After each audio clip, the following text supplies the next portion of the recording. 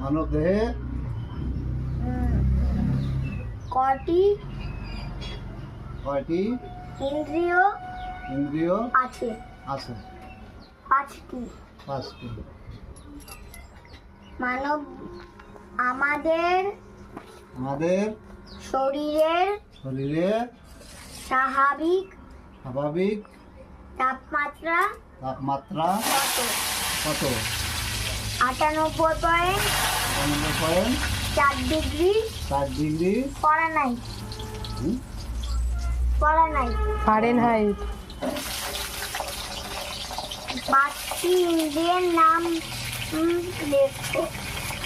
বলো। লেখো আছে এটাই বললাম। 5টি ইন্দ্রিয়ের নাম বলো। চোখ, কান, নাক, জিভ, ত্বক। জিভ, ত্বক।